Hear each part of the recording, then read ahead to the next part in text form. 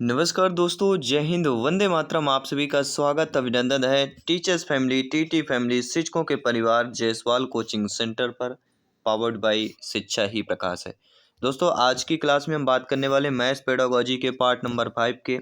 इसके पहले part 4 already complete हो चुके हैं और पार्ट नंबर 5 में हम ऑलरेडी आज का जो चैप्टर रहेगा हमारा सामुदायिक गणित एवं शिक्षण कौशल से टॉप 25 प्रश्न करने वाले हैं। इसके पहले जो हम 4th class maths pedagogy complete कर चुके हैं, जिसका आई बटन पे यहाँ पे ऑलरेडी आपको लिंक दे दिया गया है। तो प्रत्येक क्लास फ्री ऑफ कॉस्ट है, तो सभी यहाँ पे ज्वाइन करना है प्रत्येक क्लास को और अपना अपना फीडबैक बताना है कि 25 में से आप लोगों का स्कोर क्या है, क्योंकि एग्ज़ाम के पहले प्रिपरेशन बहुत ही इंपॉर्टेंट है। पहला प्रश्न यहाँ पे दिया गया है आपका आज की क्लास का कि एक शिक्षिका ने कक्षा में नीचे दिए गए विषय पर वाद विवाद का आयोजन किया और शून्य अत्यंत सार्थक अंक है। उसने प्रत्येक बच्चे को इस विषय पर अपने विचार व्यक्त करने के लिए प्रोत्साहित किया।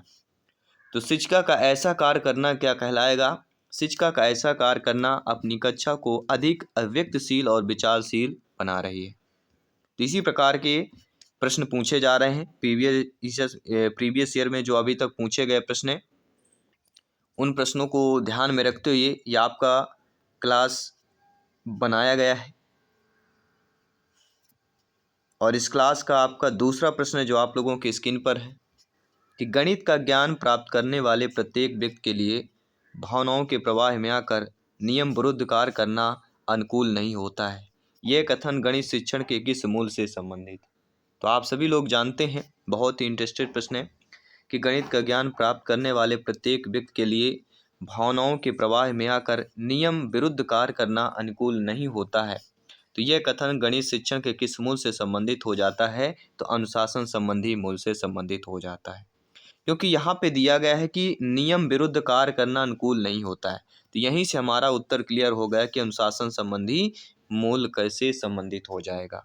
तो यहाँ पर आप लोगों के according to questions B option सही हो जाएगा। नो डाउट, आई होप आप समझ गए होंगे। आइए बात करते हैं आपके अगले प्रश्न की, तीसरे प्रश्न की, जो आप लोगों के ऑलरेडी स्क्रीन पर आ चुका है।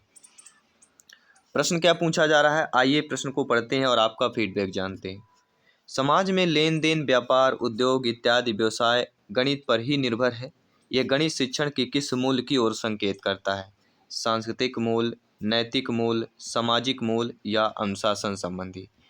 तो आप सभी लोग जानते हैं, ज्ञानी सर्वव्याख्याता लोग हैं, भावी अध्यापक अध्यापिकाएं हैं, कि समाज में लेन देन, व्यापार, उद्योग इत्यादि व्यवसाय गणित पर ही निर्भर है और यह गणित शिक्षण के जिस मूल की ओर संकेत करता है वह हमारा सामाजिक मूल होता है। क्योंकि जहाँ पर लेन देन, व्यापार, उद्योग, इस व्यवसाय गणित की बात कर रहे हैं तो सामाजिक मूल का जिक्र हो जाएगा। सी ऑप्शन सही हो जाएगा। आइए बात करते हैं आपके अगले प्रश्न की। अगला प्रश्न बहुत ही इंटरेस्टेड प्रश्न है कि खेल के दौरान राम 4 तीलियों में से एक चतुर्भुज बना रहा है, जिसके कॉपी किया। चतुर्भुज की संख्या 1 में 4 तीलियां, 2 चतुर्भुज में 8 तीलियां, 3 चतुर्भुज में 12 तीलियां। ऊपर जो दिया गया है आपके चतुर्भुज की संख्या दी गई है और नीचे जो है आपके तीलियों की संख्या दी गई है। तो इस प्रक्रिया से क्या निष्कर्ष निकाला जा सकता है? तो कोई भी देखिए, राम जो है यहाँ पे 4 तीलियों का एक चतुर्भुज बनाता है और जो सारणी बना रहा है, ठीक है, 8 तीलियों में 2 चतुर्भुज बन जाते हैं, 12 तीलियों में 3 चतुर्भुज बन जाते हैं। तो इस प्रक्रिया के निष्कर्ष का क्या निकाला जा सकता है कि राम खेल रहा है, राम गणित कर रहा है, राम खेल के साथ गणित कर रहा है। तो बिल्कुल सही बात है, राम खेल के साथ साथ गणित भी कर रहा है, तो कहीं ना कहीं सी वाला ऑप्शन सही हो जाएगा। नो डाउट, आई होप समझ गए होंगे और सी टेट में इसी प्रकार के प्रश्न पूछे जाते हैं, आप भी जानते हैं। अगला प्रश्न स्क्रीन पर है, कौन सा बिंदु अध्यापक की व्यवसायिक कुशलता के अंतर्गत नहीं रखा जाता है? देखिए, अध्यापक की जो है व्यवसायिक कुशलता के अंतर्गत जो रखा जाता है वह कहलाता है स्वयं का ज्ञान, अच्छा प्रयोग करना और समर्पण। लेकिन सामाजिक मामलों का संतोषजनक ज्ञान या अध्यापक की व्यवसायिक कुशलता के अंतर्गत नहीं रखा जाता। अकॉर्डिंग टू क्वेश्चन हमारा यहाँ पे 4th ऑप्शन सही हो जाएगा। इसके बाद हम बात करते हैं आपके अगले प्रश्न की। अगला प्रश्न है, क्षेत्रमित पढ़ाते समय शिक्षिका आगे बढ़ने से पहले बोर्ड पर सभी सूत्र लिख देती है और ये तरीका क्या दर्शाएगा? अगर मान लीजिए आपकी नियुक्त होती है, आप लोग अध्यापक अध्यापिका बनते हैं और आप लोग क्षेत्रमित पढ़ा रहे हैं, तो ये बताइए, कोई भी शिक्षिका क्षेत्रमित पढ़ा रही है और वह आगे बढ़ने से पहले क्या करती है, जो उससे संबंधित सूत्र हैं सारे सूत्र लिख देती हैं। तो यह क्या तरीका दर्शा रहा है, तो यह तरीका क्या दर्शा रहा है, किसका अनुपालन कर रहा है, निगमन, प्रायोगिक, व्यवहारिक या आगमन का। तो पहले सूत्र लिख देना मतलब कहीं ना कहीं निगमन उपागम का यह अनुपालन कर रहा है।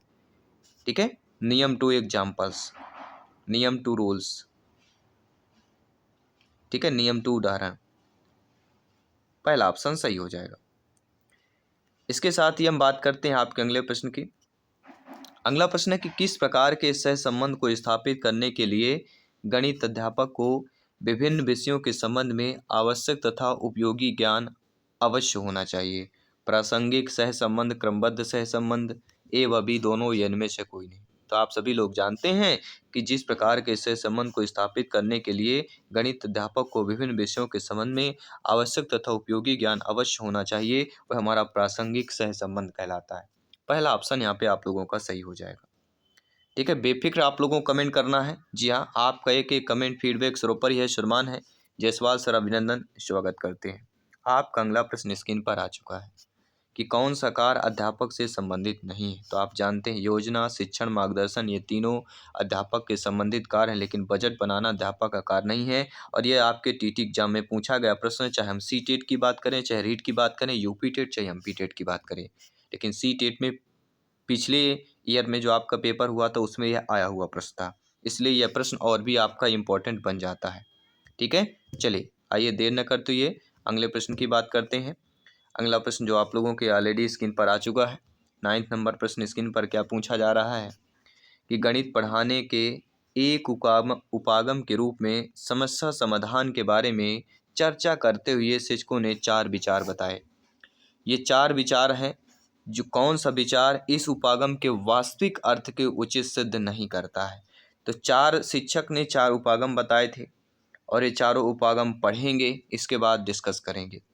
मेरे विचार से गणित की पाठ्यपुस्तक में कई प्रश्न समस्या समाधान के लिए इस्तेमाल किए जा सकते हैं। दूसरा, मेरे विचार से समस्या समाधान को सामान्य गणित की कक्षा से जोड़ना बेहतर होगा।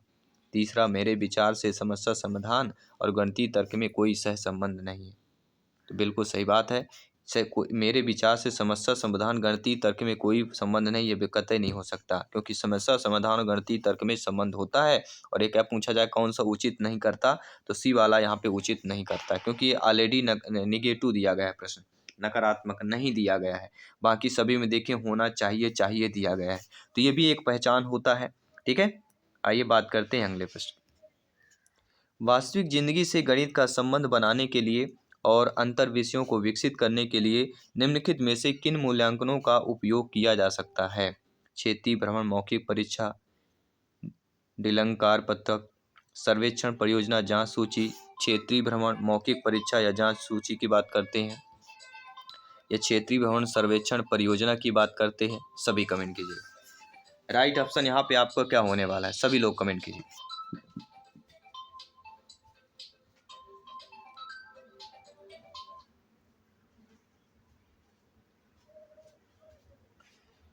तो दोस्तों यहाँ पे हमारा जो राइट ऑप्शन हो जाएगा, वास्तविक जिंदगी से जो है गणित का संबंध बनाने के लिए और अंतर विषयों को विकसित करने के लिए निम्नलिखित में से जिन मूल्यांकन योजना का उपागम किया जा सकता है वह हमारा क्या कहलाएगा, क्षेत्रीय भ्रमण, सर्वेक्षण और परियोजना। डी वाला ऑप्शन यहाँ पे सही हो जाएगा। आइए बात करते हैं अगले प्रश्न की।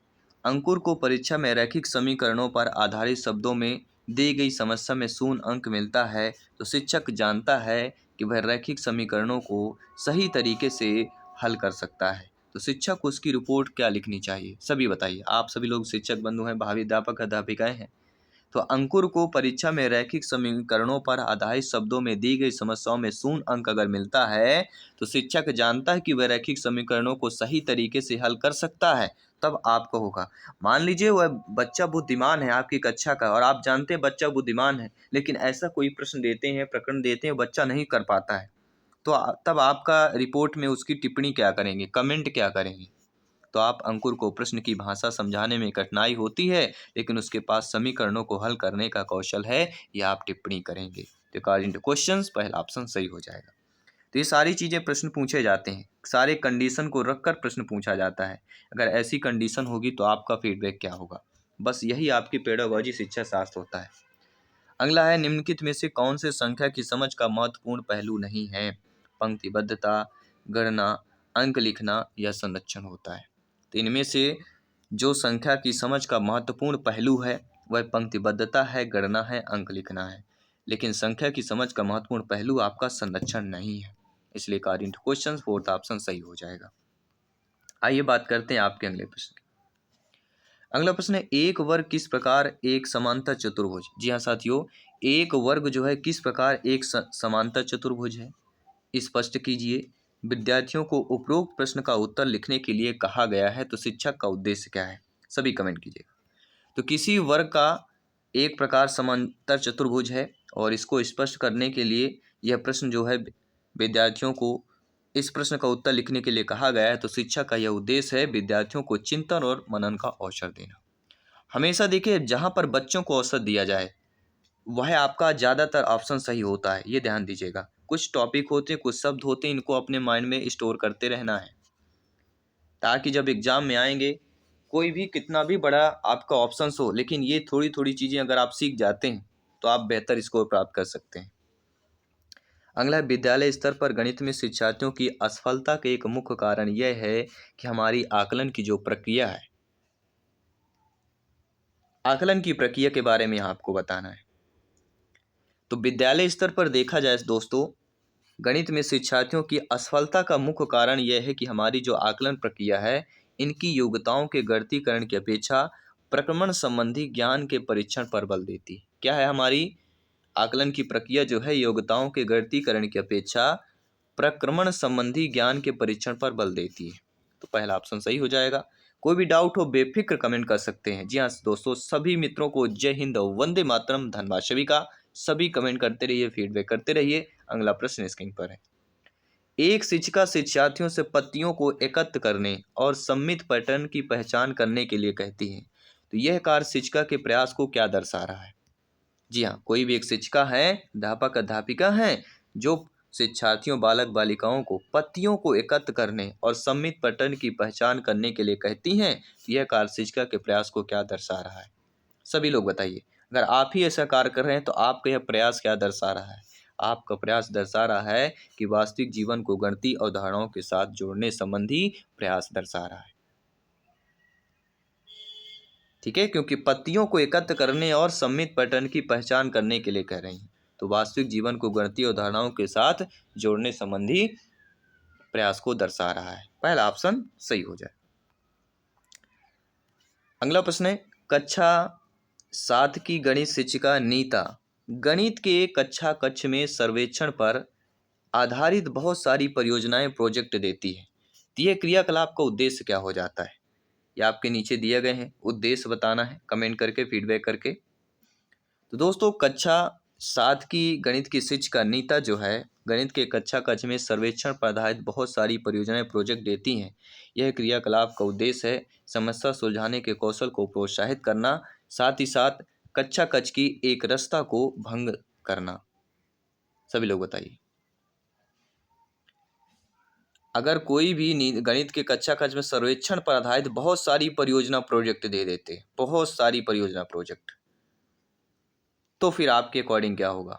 तो हमने जो बताया according to question D option पहला और तीसरा होगा। इन्हीं समस्या सुलझाने के कौशल को प्रोत्साहित करने के साथ साथ कक्षा कक्ष की एक रसता को भंग किया जा रहा है।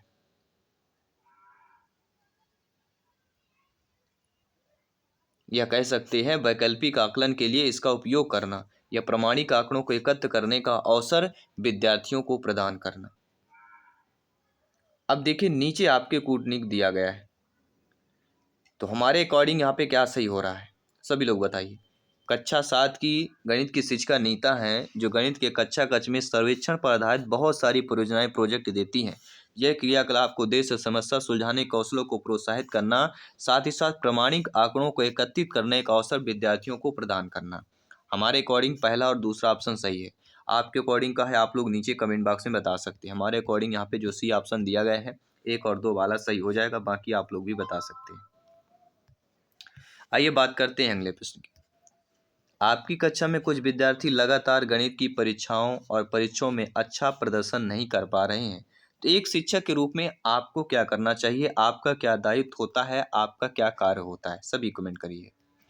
तो आपकी कक्षा में कुछ विद्यार्थी अगर लगातार गणित की परीक्षाओं और परीक्षाओं में अच्छा प्रदर्शन नहीं कर पा रहे हैं, तो एक शिक्षक शिक्षिका के रूप में आपका जो दायित्व होता है उन कारणों का निदान करेंगे और उपचारी कदम उठाएंगे।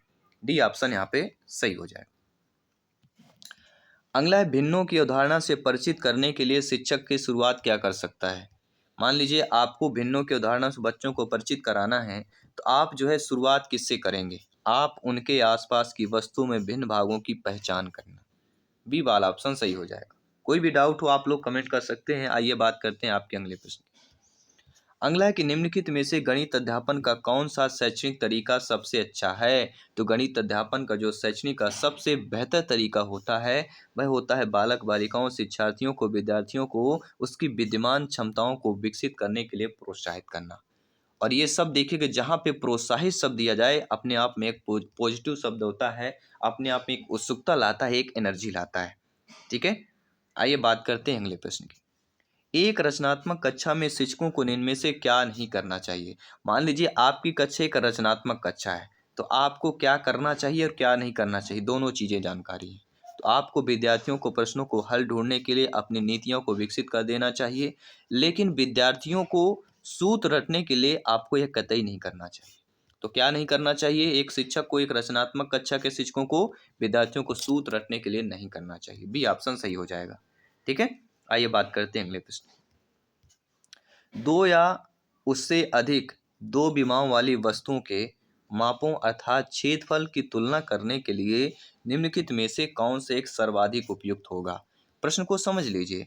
दो या उससे अधिक दो विमाओं वाली वस्तुओं के मापों अर्थात क्षेत्रफल की तुलना करने के लिए निम्नलिखित में से जो सर्वाधिक उपयुक्त होता है वह होता प्रेक्षण। क्या हो जाएगा, यहाँ पे प्रेक्षण हो जाएगा। सी वाला ऑप्शन सही हो जाएगा।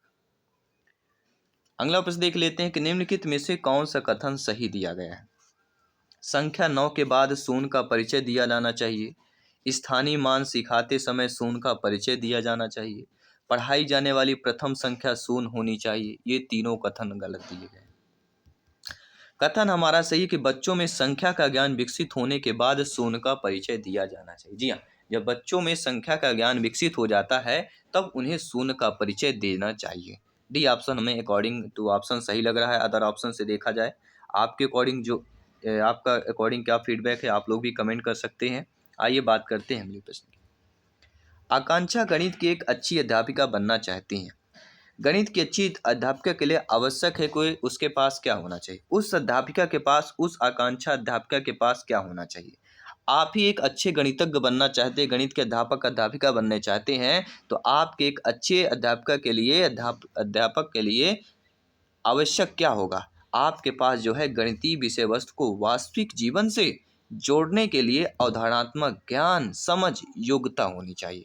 क्या होना चाहिए आप में, गणितीय विषय वस्तु को वास्तविक जीवन से जोड़ने के लिए अवधारणात्मक ज्ञान समझ और योग्यता होनी चाहिए। बी वाला ऑप्शन सही हो जाए। अगला प्रश्न देख लेते हैं। मानसिक गणित संबंधी गतिविधियां महत्वपूर्ण होती हैं क्योंकि वह निम्नलिखित में से किसी एक अवसर उपलब्ध कराती है। देखिए, जो मानसिक संबंधी गणित की विधियां होती हैं महत्वपूर्ण होती हैं, तो किसके अवसर उपलब्ध कराती हैं ये भी जानना बहुत जरूरी हो जाता है। 4 ऑप्शन दिए गए हैं। हम सभी लोग जानते हैं कि मानसिक गणित संबंधी जो भी गतिविधियां महत्वपूर्ण इसलिए होती हैं क्योंकि जो हमें अवसर उपलब्ध कराती हैं वह हमारा अवसर होता है मानसिक संगणना संबंधी प्रक्रियाओं का विकास। क्योंकि शिक्षार्थी तेज गति से संख्याओं के परिकलन के बीच संबंधों को पहचान करने की कोशिश करते हैं। तो आई होप आप समझ गए होंगे। और इस क्लास का 25वां प्रश्न, अंतिम प्रश्न आपके स्क्रीन पर। प्रश्न है कि मनुष्य के जीवन की गतिविधियों में गणित का सर्वाधिक उपयोग होता है, वह सांस्कृतिक है, मनोवैज्ञानिक है, सामाजिक है, आर्थिक है। तो आपको कमेंट करके बताना है कि आपके और हमारे जीवन की गतिविधियों में गणित का सर्वाधिक उपयोग होता है, उसे क्या किस रूप में होता है, ये आपको कमेंट करके बताना है। यह प्रश्न आप सभी के लिए मॉक क्वेश्चन के रूप में दिया जा रहा है। साथ ही साथ 25 में आपने कितना स्कोर प्राप्त किया, आपका फीडबैक क्या है, नीचे कमेंट बॉक्स में अवश्य शेयर कीजिएगा। बाकी इवनिंग में हम 7 PM में EVS पर्यावरण के लाइव क्लास के साथ मिलते हैं। सभी मित्रों को जय हिंद, वंदे मातरम, धन्यवाद सभी का।